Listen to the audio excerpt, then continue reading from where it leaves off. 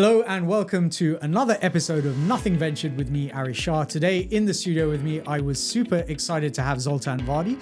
Zoltan is a B2B sales advisor and author of The Launch Code, How to Master Founder-Led Sales and Boost Your Startup's Revenue Growth. Over a career spanning close to 4 decades, Zoltan has closed over $2 billion in sales for companies such as CBS, ProCB and Sat1 and NBCUniversal, and is now dedicated to helping technology founders embrace sales and accelerate their revenue growth. In today's episode, we talk about codifying those 4 decades of learnings into one book, bringing together structure out of chaos, how founders can overcome the fear to sell, and how selling isn't about convincing someone to buy something they don't need, solve a problem instead. It's not that, typical sort of Hollywood picture of the used car salesman, right, trying to sell you a clunker. And how you have to go through the pain of sales to get to the other side. I literally call it the pain of sales, that iterative process of going out, hearing no. And why people don't buy features, they buy benefits. Having features that are amazing and technology advances are fantastic, but people don't buy features, they buy benefits, right? Nobody cares who you are until they understand what problem you solve for them. And what got you from 0 to 1 isn't going to get you from 1 to 100. The 0 to 1 versus 1 to 100 is a very different thing. How structure enables innovation, and Zoltan's contrarian advice: formal education is important. You need to learn how to think critically. I believe very strongly in the importance of a formal education to provide you with the necessary skills to think critically and to ask the right questions. Let's get straight into it. Hey, whilst I've got you there for a second, I thought I'd introduce myself. My name's Aarish. I'm the host of Nothing Ventured, the podcast where I talk to the people behind the stories that make the venture ecosystem go round. I'm also the founder of Emerge One, a consultancy that provides fractional CFO support to venture-backed tech startups from seed to Series B and beyond. If you love the podcast, we'd really appreciate it if you could rate and subscribe wherever you listen. And if you ever want to get in touch with me to tell me what you think about the podcast, or if you have any recommendations for guests you'd love to hear from, do connect with me on LinkedIn or Twitter. Right, let's get into it.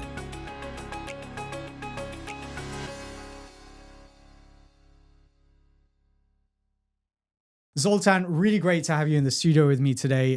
This has been a long time coming. We did our first sort of podcast over Zoom, and quite excited to have you here with me today, especially as you're launching your new book, The Launch Code. For anyone who wants to pick up a copy, it is available across most platforms. But look, you've been delivering your blueprint, The Launch Code, for several years via your video courses, your workshops, your accelerator, and kind of the personal mentoring that you've been doing. So what drove your decision to actually codify it into a book, and ultimately who should be picking it up and reading it? So, when you start working kind of to serve a particular audience, as you all know from your own business, you end up meeting a lot of people with similar problems, right? So you start gathering information and examples and case studies and learnings and all that stuff. So as I started working with early stage founders to apply this kind of system that I had kind of sketched out on a piece of paper one day, what I found was that, there's a lot of material there that, if structured in kind of an easy to understand way, could be valuable to a much broader audience. If I had to pinpoint like one moment in time where I thought, okay, I got to get this book written, it was probably May of 2023. I was invited to speak at a tech conference in Slovenia called Podum. And it was there that I had an opportunity to meet for the first time in person, ironically, a founder named Simon Neal, who I'd actually worked with the previous year, but we'd never met because everything had been done virtually. Sure. And I remember meeting Simon for drinks in the evening. And, as you do, you're kind of catching up with things. I'm like, hey, Simon, how's business going? He basically built a business called Camp Map, which is basically a tool for camp ground owners to share details about their facilities for guests. And he looked at me and said, Zoltan, you literally saved my business. And other than the fact that, of course, it felt very good and did wonders for my ego, it was one of those like aha moments of like, wow, the things that I share actually could have a real impact. And he went on to explain how typical founder, I think he had sort of a finance background, but wasn't particularly comfortable with selling. Yeah. And he talked about how, we did the program. He got to a point where he was really running out of money. He had 3 months of runway left. And he got his entire team of 7 or 8 people, including some of the tech folks, to basically learn how to sell. And so he just applied the system that I taught him about how do you, message in a way that engages people? How do you reach out to people through content? How do you create a product offering that makes it easy for customers to say yes? And all of those principles. And he actually went I think partly obviously to his persistence and his focus, but also based on the principles I had taught him, to go from something like 5 customers to 50 customers, growing from 1 market to 11 markets, including the United States, and closing something in the range of 50% of his leads. And so, the feedback I got from him was it was transformational for him. And I thought, this is really a great story for a book, which is actually in the book. But it's also a really good example of how, if you share this information to a broader group of people, it could be impactful. One one element that I probably should share, just to provide some context, is I actually grew up in a household where I think my father's library was about 10,000 books. Wow. He was a professor of history, and I think he had written something in the range of 25 academic books in his life as well. My mother was also an academic. She actually wrote several literary books and also had 2 historical fiction novels published. So I grew up in an environment where putting big ideas in books was kind of par for the course. Yeah. Look, there's a couple of things that I want to kind of eke out of there as well, right? So I mean, first off the bat, yeah, look, I think having a family that has a love of writing and of reading is like critical if you want to be an author. Not critical in the sense that that's the only route to becoming an author, but I think it really just embeds that love of words, right? At a very, very early age. I certainly, I think, have exactly that same experience. We didn't necessarily have quite as many books, and my parents didn't write any books, but my mom would read to me from an incredibly early age, and reading was my passion for a long time. So certainly I understand that. I guess the question I would have for you is, one of the things that crosses my mind is you spent the majority of your career in kind of media businesses and corporations, right? So very, very large scale, and there is I would expect there to be a substantial enough difference between how you sell between 2 large organizations, 2 corporations, versus a startup which has no pedigree, no sort of background, is not known, no brand. They're not understood in the market. Their product may be, completely disruptive, and therefore they have to even sell the concept that there is a market that can exist. So I guess my question is, how do you translate that kind of corporate sales mentality into a startup sales mentality? Because that feels to me like that could have been quite a difficult transition to make. So I think I should add that during my climbing the career ladder in the corporate environment, I did have to take a couple of off ramps. One of those was in the .com era, which was in the late 90s when all these kind of .com companies were launching. Amazon and eBay and Google were only a few years old.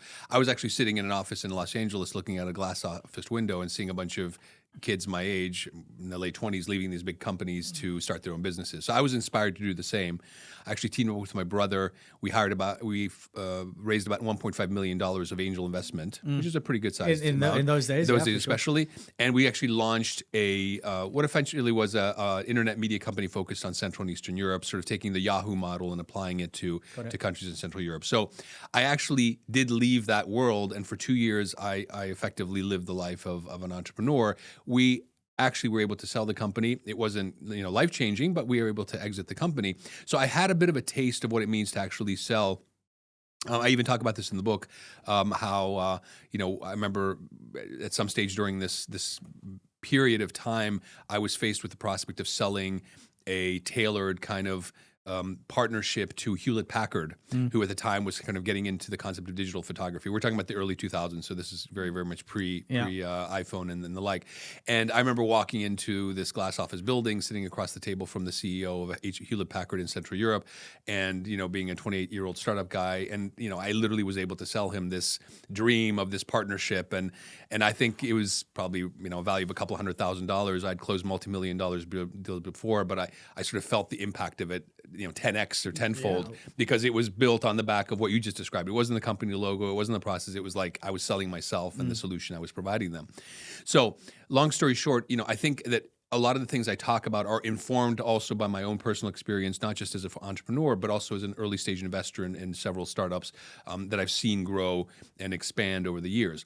Where I've found the crossover between my past and my present is that one of the things I talk about is that, yes, entrepreneurship is about dynamic execution. It's about moving things forward quickly. But actually, if you really want to make your sales and your business scalable, you've got to create some structure around it, right? Sure. So chaos only takes you so far, and the kind of the 0 to 1 versus 1 to 100 is a very different thing. So what I like to think is that I combine the structured approach to problem solving and planning of the corporate mindset with the very dynamic focus and execution focus of a startup, and that together is what creates this kind of mentality that I bring to life through the book and through the system that I call the lunch code. Yeah, I mean, we're going to talk about that in a bit more detail later, and I think, it is the reality that sort of over processed, over structured kind of business is an anathema to a lot of founders, certainly at the early stage. But the reality is you need elements of that to be able to scale, as we'll get into further on. But the other thing that, really kind of resonated with me immediately when I picked up the book was that, not only because I've been through this myself, and I'm going through these issues at the moment in my own business, as you mentioned, but also because I've seen these sort of problems play out in many tech businesses that I've worked with. And one of the most resonant issues is this fact that many, not all, but many technical founders kind of have this fear for sales, right? Like this really, it's sort of a dirty word, right? No, we want to keep the purity of the product. Or at the very least, they don't see it as worth their time, right? So how do you think founders can get over this potentially kind of natural aversion to sales activities, right? So I write about the importance of founders accepting the fact that sales matters in the book. It's one of the earliest chapters. And I identified kind of 3 different approaches that I've come across.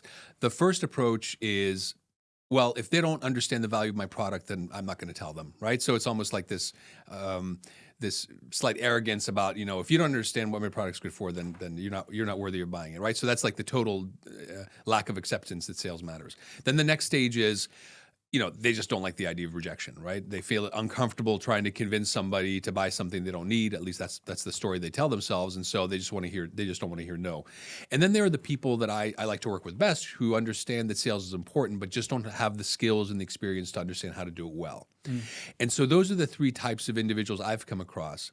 And I think that the way that I've been able to solve for that, or help them kind of reconsider what sales means, is that selling isn't about convincing somebody to buy something they don't need, right? So it's not that, typical sort of Hollywood picture of the used car salesman, right, trying to sell you a clunker for a good price. It's really about solving a problem for somebody. And I remember very specifically, as I mentioned in the book, the time that I realized this was the case. I was working for Cartoon Network. It was one of my earliest jobs, and I was responsible for selling advertising on Cartoon Network.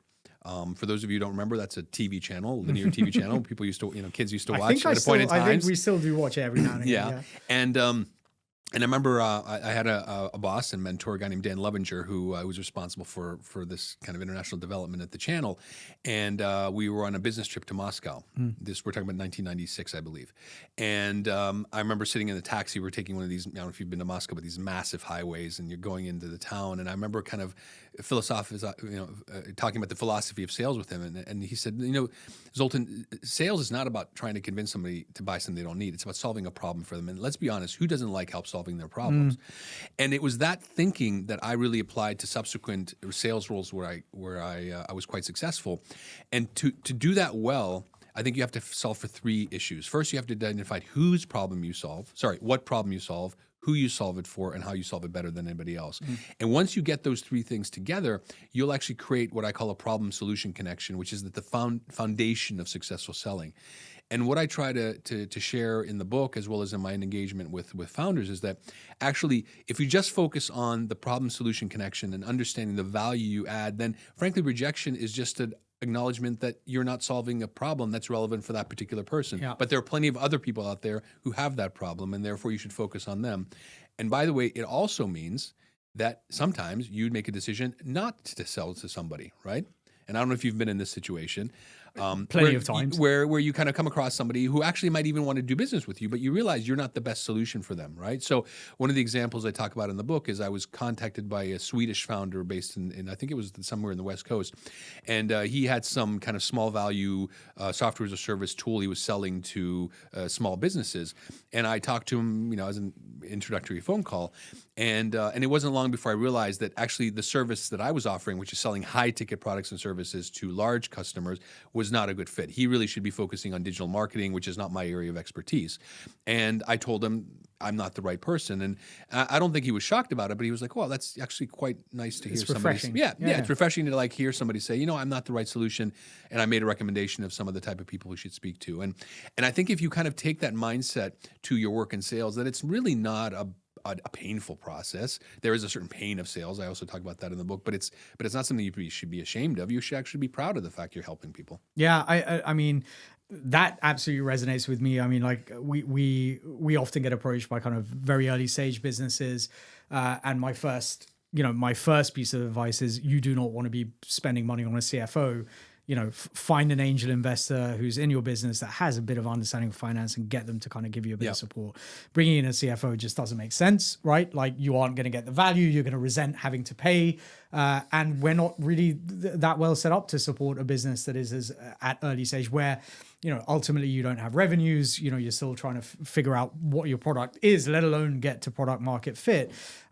So yeah, I mean, that makes a huge amount of sense. But I mean, like in terms of these kind of founders that potentially resist sales, right? Really kind of just have this averse reaction. The reality is that for most startups, founder-led sales are critical, right? Especially at the early stages, because ultimately it's the best way to get feedback. It's the best way to understand your product, understand, to your point, what your customers are looking for, what is that solution that they're missing.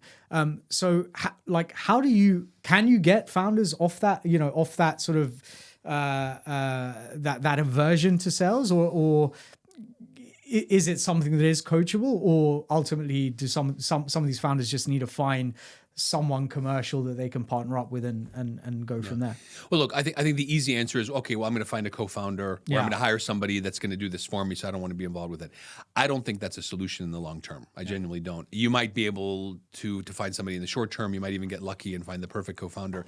But for exactly the reason you outlined, you have to go through the pain of sales. I literally call it the pain of sales, that iterative process of going out, hearing no, bringing back the feedback from customers, helping it inform the next version of your product and so on, in order to be able to not only build a better business, but actually to understand who is it that you actually are going to hire once the time comes for you to hand over sales. Because obviously in order to scale, there will be a point in time where you will not, as a founder, be involved in everything. And one of those things is probably, the day-to-day grind of selling.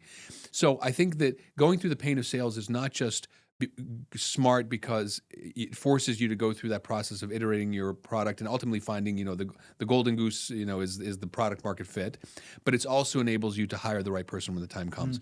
What I always tell people is, look, how that time to finding product market fit, how long that takes and what that process is, something that is so different from market to market, so different from product to product, but you should go through it. And at some stage, when you have already identified your focused offer message, when you've already identified what's your best sales channel, you've got those basic things down, then you can start thinking about hiring the necessary internal and external resources to take that up.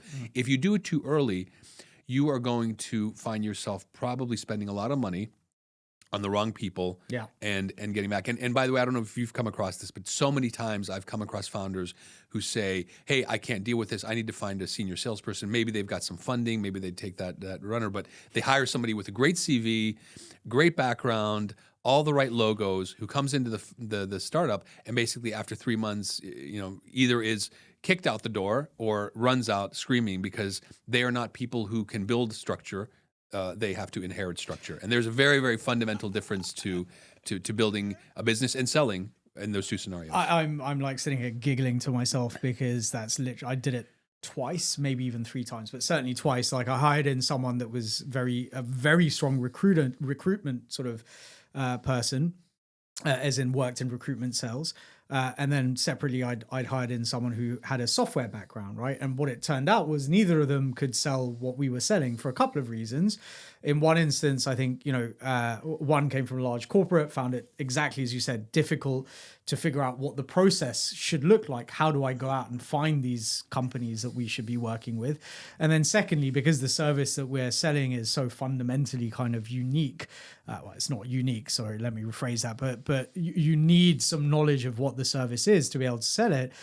And because it is a professional service, the best people to sell that service are people that have done it before, i.e. someone like myself. So we felt exactly, as you say, flat on our faces. And actually, I'm going to hang on to sales for as long as I can in order that we can get that process so refined that actually anyone coming into the business that is going to deal with sales has a very, very clear playbook as to how they should, approach it. And I think you hit the nail on the head. You've got to get that playbook in place in order to be able to hire somebody to do it. And I think we talked about skills and knowledge of industry and so on, but it's also mentality, right? I mean, there are simply people who are comfortable with rolling up their sleeves and getting dirty and getting into the grime of producing sales materials and creating pitch decks and traveling half a day for a meeting half a world away. You just need somebody who's prepared to do the work. And there are a lot of people who are very good at selling, but they need that infrastructure and that support and that logo on their business card to be confident and effective. And if there's one thing that a startup doesn't have is that sort of credibility at the start. And so, it's not necessarily somebody who's not good at what they do. They just don't have the right mentality for that particular stage of development for the business. Sure. Maybe a quick sidebar. So just whilst you were talking, again, that reminds me of when I was in Papua New Guinea. We had salespeople and they were exactly those sort of people. They were would get on the plane, head off to literally the middle of nowhere multiple times in a month and, be out in the bush trying to sell. But from your perspective, what is the difference between, say, business development versus sales? Or are they just two sides of the same coin? Well, I think at an early stage of development, they're probably the same thing, right? Yeah. Traditionally, I'd say business development is when you're looking at new types of revenue sources, new types of customers, new things. Sales is probably when you've already got a standard type of offer with a standard type of customer and you're selling that. So it's a slightly different approach. I think when you're building a business from scratch and you're at the early stage, that probably those two things are the same, right? And I think over time they might diverge. Yeah. But I think that whether you call it business development or sales, that the principles are absolutely the same, right? So you got to find what problem you solve, who you solve it for, why you do it differently or better than anybody else. And once you have that nailed down, that's when you can really start to focus on scaling your business. Yeah. So let's talk about that sort of problem solution kind of dichotomy, right? So the other issue that I've seen coming up multiple times, right, is that founders can get really excited, almost to the point of distraction, around selling the product and the shiny things it does rather than the solution. So what are the sort of tactics that you think founders can use to pivot away from that mentality and what can that sort of change in attitude unlock? Well, I think it has to start with identifying your ideal customer, right? So having features that are amazing and technology advances are fantastic, but people don't buy features, they buy benefits, right? So you need to be able to identify the benefits of your solution. You have to get inside the mind of your ideal customer. First of all, identify them. Who is it? And it could be as simple as what industry, what size, what situation are they in, identifying that, getting inside their heads, understanding the problem from their perspective, and communicating in a way where you start with, here's a typical problem that we found for people in your position. Here is the solution that we offer to solve that problem. And if you want to learn more, this is what you do. Click, buy, book a meeting. And then talk about the technology and the logos and the testimonials and all that stuff. So it flips the script, right? Because most product-focused founders start with, we've got these 15 different technology advances. We're the best at this and Here's that. how we're better than competitor A, And I say this all the time. Nobody cares who you are until they first understand what problem you solve for them. So if you flip that script and I call it a client messaging framework, where you start with the problem and then you bring it to life through a solution. So to give you a specific example, so one of the founders I worked with, a guy named Aleksander Niemczyk out of Poland, he, for instance, he was a software development engineer, right? So typical situation, had a bespoke software development firm. And what he did was he started developing bespoke software solutions for large industry companies, particularly in the auto industry. And what he realized is that he had there was a need for these big auto manufacturers to audit the effectiveness of their internal production processes, because their tenths of a % of improvement can lead significant benefits financially. And so he actually created a SaaS tool called Action Audit, which basically enables these manufacturers to audit the effectiveness of their manufacturing processes.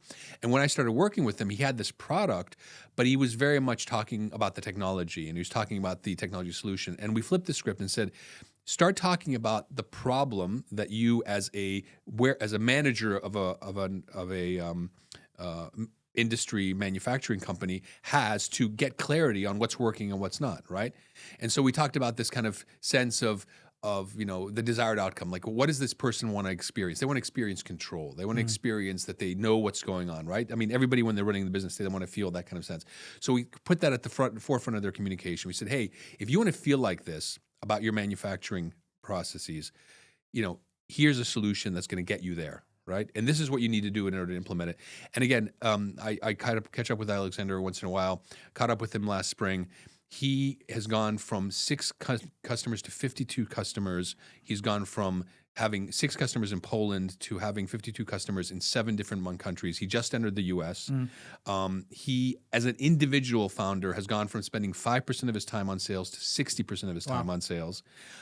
If you would meet him, you say, here's typically a tech guy, right? So he hasn't turned into the loudest voice in the room, but he just has learned the process of selling. And he's active on LinkedIn. He's building his credibility and stuff. So the transformation, if you apply these basic principles, is pretty miraculous, actually. No, I mean, look, there's a couple of things, again, that come out of that, right? So that sort of don't sell the product, sell the solution. And I think, I always think about it in terms of, most people, when they're buying a service or a product, they're looking for it to do one of 2 things, right? Like, essentially either save them time or save them money, right? Yeah. Or make them money. Or make the money, yeah. Make the money, right? So essentially, if you're not doing one of those 2-3 activities, then you're probably not doing the right thing, right? No one wants to buy a product just because it looks better, or it, or it has a little bit of additional functionality. And I think over the last several years, probably sort of late teens, early 20s, we saw a lot of products coming out that probably fit into that category because there was just so much money floating around. I was going to say, it depends heavily on what the general economic environment is. What I like to say is, the need to have products always do one of 2 things. They generate additional revenue or they save cost. Yeah. Those are the need to have. Those are, no matter what the economic climate is, those are needed. Yeah. When the climate is great and people feel good about investing into the business, that's when the nice to have stuff, improving employee satisfaction, building your brand, all that stuff, which admittedly is important, but those are the things that are put on hold when times are tough, right? So you can't draw a direct line between that and a benefit to the business. Exactly, and I think that's what I've always told my founders who I've worked with is try to get into the need to have category, right? Because that's recession proof. You can build a nice to have business, but just know that it's going to be cyclical in its uptake. It's always it's the usual painkiller versus vitamin, right? Yeah. Like what are you trying? What are you building? And I think again, one of the problems, and certainly with very deeply technical founders, especially in spaces that are heavily scientific, find very difficult is to communicate kind of that solution to their problem in a way that is understandable, because A, they get overly technical, B, there is this sort of element of, what do you mean you don't get it? Like, it's so obvious, right? What are you, stupid? Yeah, exactly, right? And you end up sort of resenting the fact that the potential customer doesn't get that. So I mean, like one of the things I think about quite a lot when I think about selling, right? And if I use again my own business as an example, not that I'm trying to pitch my business here, but if I use my own business as an example, like what we do as CFOs or in the finance sort of stack is actually not. we can't distill it into one thing because every single business that we work with is different and has different requirements. We can distill it into a set of things that we might get involved in. I talk about that in terms of the kind of capital stack. But essentially, I also have to remember that the majority of founders that I'm speaking to probably don't have any financial background, are fresh in business, right? A lot of them are like PhDs, they've been researchers, they've been scientists, they've worked on projects. They've never handled a budget, of any substance. They've certainly never handled, multi-million-dollar budgets. And let's face it, when you get, when you receive investment from a VC, you're going to be sitting on 7 figures of capital. Like, that's quite daunting, right? Most people never see that sort of money in their lives, let alone in one hit in their bank account. There's an element, I think, as a salesperson that you have to be incredibly smart because you have to understand what it is that your customer needs and what pain you are solving for them. But you need to be able to communicate that in really simple terms, right? Yeah. Absolutely. And in fact, that's literally module 1. So the launch code itself is built on 3 pillars and 9 modules. And module number 1 is called value proposition. And what that is focused on is how do you create a single sentence that explains what problem you solve, who you solve it for, and why you're better than the competition, right? And you do it in a way that an intelligent 12-year-old understands. And I always get pushback on that. Well, but we're selling a very highly technical thing. But like, no, you don't understand. Even if you're selling in a super technical solution, if you can't explain in simple terms why people should want to learn more, you've lost them because you're literally one click away from an alternative, right? And so many times I have this experience. It's in one of the chapters of the book. I talk about this. I think I'd been awarded this kind of Startup Mentor of the Year award. We went to this celebration at an event in Budapest, and I was standing around the after dinner drinks, and this guy comes up to me and starts pitching his business, possibly for investment, maybe for support. I wasn't clear, but he starts into this really lengthy, convoluted, full of buzzwords type of description of his business. And I'm sort of trying to be very polite and trying to ask him, okay, so what is it exactly that you guys do? And he's like, look, we're going to take Facebook out. We're going to take Google out. I'm like, okay, well, tell me, who are you selling to? We're selling to everybody, right? And so these are all like watchwords of like, okay, this is clearly not serious.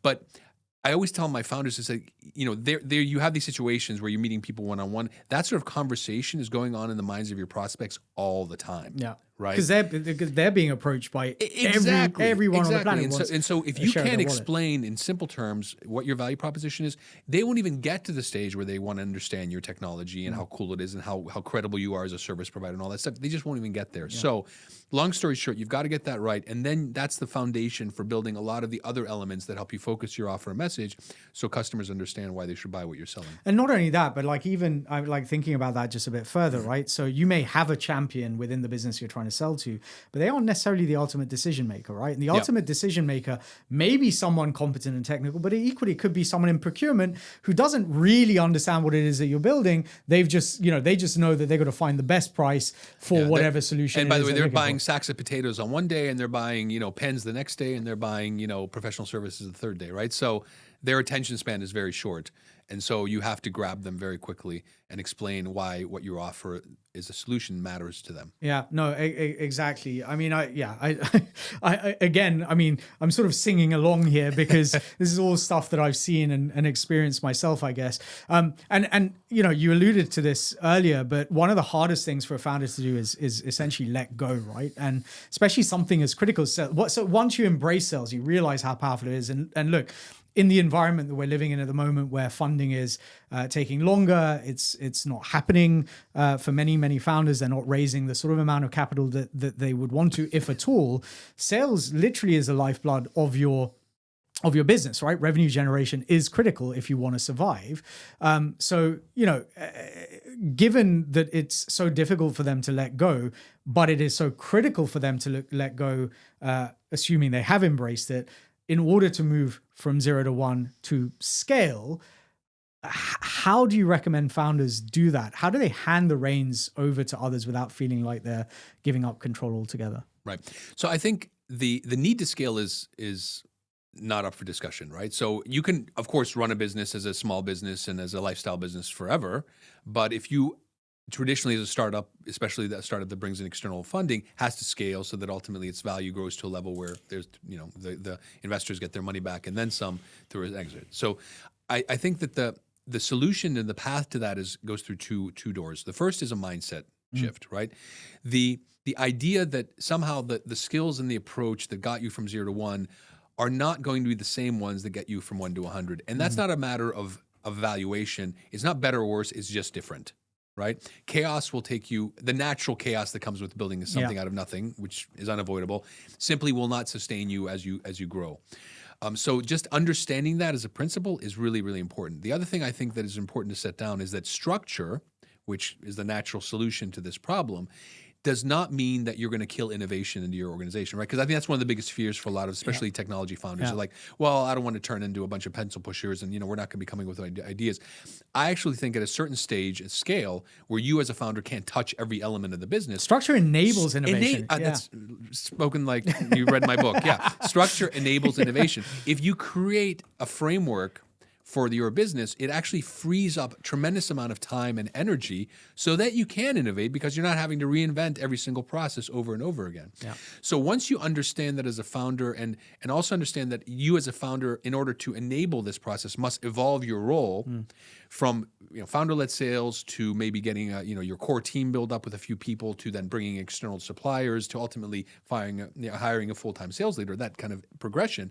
Once you've got that, then it becomes a question of, okay, so how do you create the guidelines that enable you to scale your business? And I think there's three critical elements there. The first is you have to create a clear idea of what good looks like. You have to set clear goals, right? You have to understand what it is you want to achieve. That's something that you have to identify as a founder, and you also have to share with everybody on your team so everybody knows they're heading in the right direction. That's step one. Step two is you have to create the foundation for tracking your performance so that you're actually seeing what's working, what's not, what's generating leads, what's not, what's driving effective conversations with customers, what's not, so that you can make decisions based on data rather than gut feeling, right? Because as a founder, you have to move from that concept of like, well, it feels right to like, okay, well, the stats actually show us that we're doing this better than else, so let's lean into that. And the third piece is developing a team so that ultimately you are able to focus on long-term growth and empower a team to take over the day-to-day grind, in this particular case of sales and marketing. And that process is something that I've seen come to life in one company in particular. I worked with a company called Dexery out of the UK. Three founders here in the UK. They built a warehouse management platform that enables large managers of warehouses to track the movement of goods in their warehouse. And they do it by having a 12-meter-high robot scan the inside of these warehouses and to create like a digital twin of information. So a really high-tech solution, autonomous robot. And I started working with these guys when there were 8 of them, and they had probably a couple $100,000 pounds of revenue. They'll be closing, after 3 years, almost $10 million of revenue, and they've raised over $120 million of funding through multiple rounds. So these founders, who I know from the earlier stage, have had to go through this process. And the one founder, the CEO, a guy named Andrei Dănescu, and his wife, co-founder, Oana Jinga, they've had to kind of, like Andrei's a very very powerful, very charismatic founder, just wants to be everywhere and everything. And, we work together a lot for him to understand that, his energy and his passion is contagious, but he's got to be able to drive that kind of energy and passion through others without him being involved in everything. Right. And so how do you set up those guidelines? And we talked about setting up the goals and setting up the meetings and setting all the structural things that he might think at first was kind of a bunch of waste of time, but now he recognizes you can't build the business without it. You just can't. And so I think that progression is something that is inevitable. And the founders who accept that are the ones that actually will be able to reap the rewards and ultimately build the business they dream about, right? Because everybody starts out with a dream of what they want to build. This is a necessary step to make that dream a reality. It's incredible. Like, so I've had conversations with investors in the past where like literally, picked up the phone and they've been like, we'd love for you to work with this founder. And I'm like, okay, cool. And the founder's like just booking sales left, right, and center. So that's all great. And I said, but what's the problem? He goes, the investor said to me, he's great at building the book, but he's not great at building the business, right? But both of those things are critical, right? If you can't build the book, there is no business. But if you can't scale the book and scale the business, then equally there is no business, or there is no business with a substantial enough outcome, as you mentioned, right? And I again, thinking about this just and using my own experience, like last year, for example, was a very, very slow, tough year. Macro environment was weird. Venture environment was equally kind of slow. I was talking to a fund investor this morning who said, early 2024, everyone was raising, VCs and founders alike, which meant that no one was deploying, no one was allocating, right? So just nothing was happening. Now, I could have kind of run around and try to find more sales, and obviously did. But one of the things that I took the opportunity to do was bring in someone to help me build out those processes and structures such that when the market came back, and we knew it would come back at some point, we were ready for that influx. And in fact, actually, what we've seen is over the last 3 months, things have really sort of started ramping up, but we're now ready for that additional kind of volume to come through, because we've put in the processes, we've understood how to manage our internal system, so that, again, to your point, we're not like flying around in chaos. We've actually got some pretty robust systems in place to be able to kind of take that scale. I think the other question, like, and this is maybe not a sales related question, but it's often, it's often not just that the founders don't know how to put in those systems, but they are maybe not the right person to do that as well. So it's also understanding not only how to build that sales enablement, via a playbook, etc., but actually you can apply that same principle across the whole business, right? Like the founder can't be the guy doing kind of the numbers bits. They can't be doing the operational bit. They can't be doing the sales bit. They need to be able to kind of build that structure out underneath them. And I think often founders will find where they naturally work well. And if they're really great founders, they understand that and they'll build their teams around them. The founders that I tend to see kind of who don't do as well are the ones that try to do it all for too long and suffer as a result. Yeah, absolutely. Look, some of the principles, especially as it relates to kind of the third pillar of the launch code, which is scale your operations, are absolutely applicable to every other part of the business as well. Obviously, the focus of my work and the focus of my book is on sales and marketing, and so that's where I've put the emphasis. But the principles are absolutely the same in other areas, and I think the founders, as apparently you are one of these founders as well, who recognize the need to create these systems, are ultimately going to benefit from the work. I think that the problem is ultimately when founders resist that need for growth and sort of feel like the status quo is going to take them to where they need to go, and I think that's clearly a mistake. And time and time and again, I've seen the founders I've worked with and have turned their smaller businesses into meaningful businesses have all taken that path. Yeah, and I guess just to round that off, I think the problem often becomes for the founders, if nothing else, especially if they have external capital in there and if they have significant investors, those investors will start looking to replace them, right? Because again, they want to essentially protect their investment and make sure that the business goes to where it needs to go. Look, I mean, we could talk about sales forever because honestly, like one of the I think chapter 2 in my book is revenue is the best source of finance. So yeah, it's the cheapest form of funding. It's the cheapest it is the cheapest form of finance. So it is incredibly important for any business, right? But I wanted to ask you one final question, which is something we ask all our guests. What is one thing that you have a contrarian conviction about from any area of life, whether that's work, politics, socially, or at home? Well, I would say probably the one area that has become contrarian, it wasn't like this even 10 years ago, is this concept that somehow formal education is useless and that, in fact, you can make it in the world without really having to go to school or even be good at school. And, this morning, it's very, very fresh. I had a big post from a big influencer talking about how university is a waste of money and all that stuff. I am on the opposite side of that argument.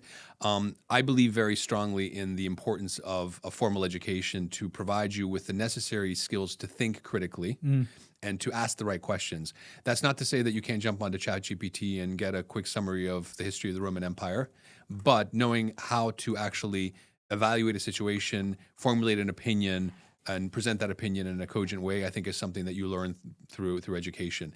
And right now I get the sense that there's a lot of people out there that are sort of, the beat of that drum is, actually all you need to do is to hustle. And if you have an orange Lamborghini and a model girlfriend, then you've made it. And that's the definition of success.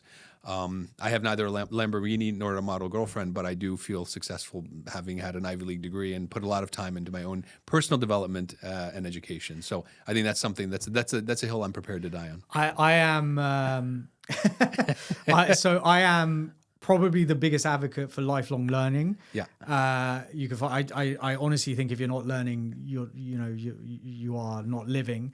But equally, whilst I agree that formal education is important and the importance of thinking critically, etc., is immensely valuable and will see you through lots of things in life. I think where I would somewhat agree with the other side of the debate, not entirely, because I don't believe that dropping out of college or whatever is the right thing for 99.9% of people. But I think the way education is delivered at the moment is not necessarily giving those outcomes that we would like in all circumstances. Yeah. And I will agree with that. And I think part of the innovation that's needed in education is to come up with more creative ways to transfer information. But I can guarantee you that all the folks that are anti-education are going to be looking very closely at the education of the doctor, the lawyer, the accountant, the architect that they hire for their own personal needs, because at the end of the day, and their first hire in their business as well. Yeah, right? And their first hires in their business. So I think that's always there's a bit of a misnomer there, or kind of a misperception about that. And I looked this up this morning in connection with this post. That's why I can speak so confidently. Is if you look at the companies that were founded by entrepreneurs, the companies that really changed the world, Netflix, ChatGPT, Facebook, Microsoft, the list goes on. Every single one of those founders was educated at a top university, usually Harvard, Stanford, MIT, and the like. And that's not by accident. So, and it's often those self-same people that are then actually spouting the university's rubbish. Right, which I find ironic, but hence that's the irony of the world. But look, obviously it's not something that I can understand the counter argument. And I by the way, I completely agree with you that this lifelong learning and self-development is critical. And in fact, if anything, what my whole business is built on is the concept of self-development, right? So about putting the time in, learning new skills, applying them. Whether you do that in university or you do that through a book, I guess is kind of a next step, a secondary consideration. But just the concept of constantly learning and developing yourself is absolutely critical. Could not agree with you more. Zoltan, it's been incredible having you here in the studio with me. Thank you so much for joining me. I know you have a busy schedule. For the audience, where can they find you online? You on LinkedIn or Twitter? And equally, where can they pick up a copy of the launch code? Right. So best thing to do is connect with me on LinkedIn. I'm the only Zoltan Vardy on LinkedIn, as far as I can tell. So I'll be easy to find. If you are interested in kind of things I've talked about, and maybe you've been inspired to buy the book, it will be available on Amazon starting March 4th in both ebook and in print format. So that's on the agenda, and I do plan to do an audio book version sometime in the fall, so that'll be coming out as well. If you want to get a taste for it, though, I do want to offer your viewers a chance to get a taste of the book. If they go to zoltanvardy.com/book, so zoltanvardy.com/book, you'll see the opportunity to sign up and receive a free copy of the first chapter of the book to get a taste of what it's all about, and then there'll be an opportunity to then purchase the Amazing. We will drop that in the show notes, but for the time being, Zoltan, thank you so much for joining. I really appreciate it. Absolutely. It was a pleasure to be here.